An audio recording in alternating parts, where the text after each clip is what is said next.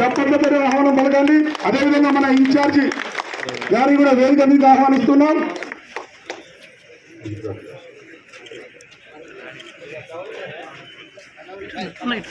ధన్యవాదాలు తెలియజేస్తున్నాం.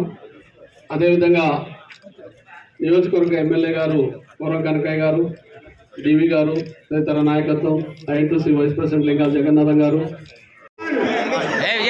కనకరాజు గారు, యాకూబ్ ఆపరేటర్ గారు,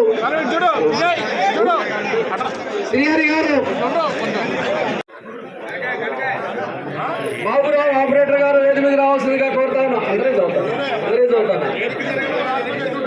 బాబురావు గారు వేది మీద రావాల్సిందిగా కోరుతా ఉన్నాం.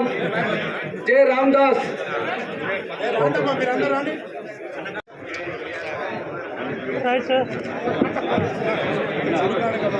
వెంకటరెడ్డి గారు,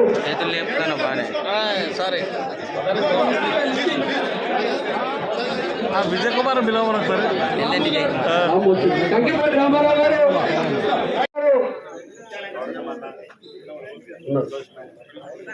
సిఎస్పి నుండి ఎస్ శ్రీనివాసరెడ్డి గారు వేది మీద రావాల్సిందిగా కోరుతా ఉన్నాం. విశ్వరాజు గారు వేది మీద రావాల్సిందిగా కోరుతా ఉన్నాం. ఈ మధు గారు వేది మీద రావాల్సిందిగా కోరుతా ఉన్నాం.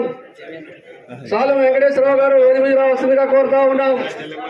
కుమార్ గారు వేది మీద రావాల్సిందిగా కోరుతా ఉన్నాం. ఎల్ మధు గారు వేది మీద రావాల్సిందిగా కోరుతా ఉన్నాం. అదేవిధంగా సివిల్ డిపార్ట్మెంట్ వారు నందరాజు గారు వేది మీద రావాల్సిందిగా కోరుతా ఉన్నాం. కరీం గారు వేది మీద రావు గారు, కె తిరుపతిరావు గారు సర్వే డిపార్ట్మెంట్, ఆంజనేయులు గారు సర్వే డిపార్ట్మెంట్. ఉద్యోగాలు ఖాళీ అయ్యాయని చెప్పాం. గడిచిన 10 సంవత్సరాలలో నామమాత్రంగా కొన్ని ఉద్యోగాలే గత ప్రభుత్వం వారిని నచ్చిన వారికి ఇచ్చుకుంది. ఇందిరమ్మ రాజ్యంలో రాజ్యం వచ్చిన మొదటి సంవత్సరంలోనే 2 లక్షల ఉద్యోగాలు ఇస్తామని ఎన్నికల్లో వాగ్దానం చేశాం. 100కి 100% 2 లక్షల ఉద్యోగాలు పూర్తి చేసే కార్యక్రమాన్ని చేపట్టబోతున్నాం. దాంట్లో మన సింగరేణి కూడా ఉంటుందని కూడా చెప్పుకోవడానికి గర్వపడుతున్నాను నేను. అంతేకాదు, ఏదైతే తమ్ముడు నా కార్మిక సోదరుల ఆందోళనకి గురవుతున్నారో ఈ బొగ్గొట్టులో ఉన్న కార్మికులు, మీరు భయపడాల్సిన అవసరంలా. ఈ జేకేసీ ఓసీ ఎక్స్టెన్షన్ ఏదైతే ఉందో ఈ ప్రభుత్వంలో 100కి 100%, దీనితో పాటుగా ఇంకొక ఓపెన్ మైన్ కూడా ఉంది, పిక్ 3. ఈ 2 ఓపెన్ మైన్స్ ని 100కి 100% ఈ ప్రభుత్వంలో మొదలు పెట్టించుకొని ఈనాడున్న 600 ఉద్యోగస్తులే కాదు, వీటిని 4 అంకెల్లోకి తీసుకొచ్చే బాధ్యత రాష్ట్ర ప్రభుత్వ పక్షాన నేను తీసుకుంటా.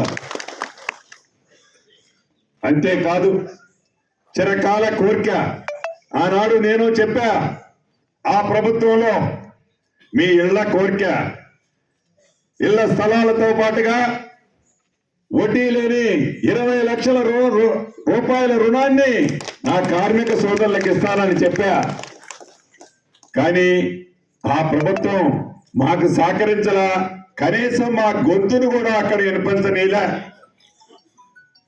ఈ ప్రభుత్వం నేను ఎవరితోనో చెప్పాల్సిన అవసరంలా, అధికారంతో మీ దీవెనలతో ఇందిరమ్మ రాజ్యంలో మనం ఈనాడున్నాం. ఇంకా 5 ఏళ్ళు ఉంటాం.